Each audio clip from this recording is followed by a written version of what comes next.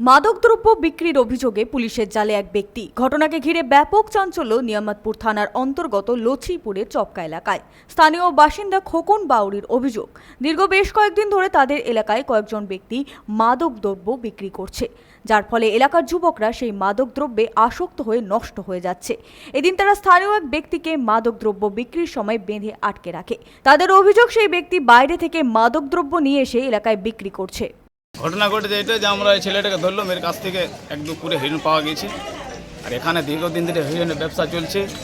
আমাদের এসসি ছেলেরা নষ্ট হয়েছে, কেউ হাঁড়ি ডেচকি বেঁচে দিচ্ছে, কেউ পালং বেঁচে দিচ্ছে, কেউ ঘরের পরিবার সংসার চালাতে পারছে না, তারা খেতে পাচ্ছে না। হিরণের ব্যবসা যারা বাইরে থেকে আসছে তারা চালাচ্ছে, আমাদের এলাকাটা পরিবেশটা নষ্ট করে দিচ্ছে।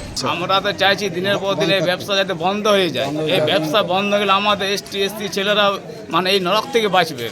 এটা বন্ধ করে দিলে ভালো হয় পুলিশ প্রশাসন থেকে। এর আগে আপনারা পুলিশ প্রশাসনকে জানিয়েছি, তারা ধরেও নিয়ে গেছে, আবার ছেড়ে দিচ্ছে।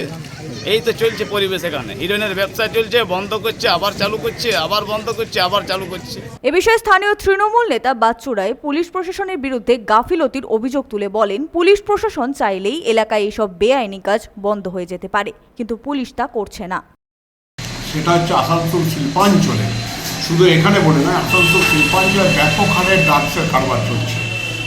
সেটা পুলিশ প্রশাসনের নজরে আছে এবং পুলিশ প্রশাসন আপনার গাঁজা থেকে আরম্ভ করে অনেকবার একাধিক জায়গায় অনেক রেড করে অনেক কিছু বাজেয়াপ্তও করেছে। তো সম্প্রতি যে ঘটনাটা যেখানকার আজকের এখানকার চপকার যে ঘটনাটা, সেটা এখানে জনৈক এক রাজেশ বলে আছে, জনৈক এক ময়না বলে কোনো মেয়ে ছেলে আছে, তারা দীর্ঘদিন ধরে ড্রাগসের কারবার করছে। সেটা পুলিশ প্রশাসন ভালো করে জানে। আমি জানি না কেন তারা ড্রাগসের কারবারটাকে বন্ধ করতে পারছে না। প্রশাসন যদি বলে যে আমার এলাকায় আমি কোনো অনৈতিক কাজ করতে দেব না কাউকে, কারোর হিম্মত নেই সে অনৈতিক কাজ করা।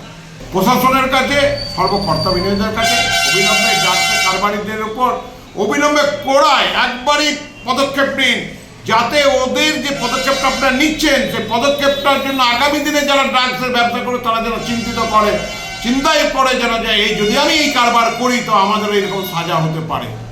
পরে খবর পেয়ে ঘটনাস্থলে পৌঁছায় নিয়ামতপুর থানার পুলিশ এবং মাদকদ্রব্য সহ সেই ব্যক্তিকে আটক করে। বান্টি খান, 99 নিউজ বাংলা, নিয়ামতপুর।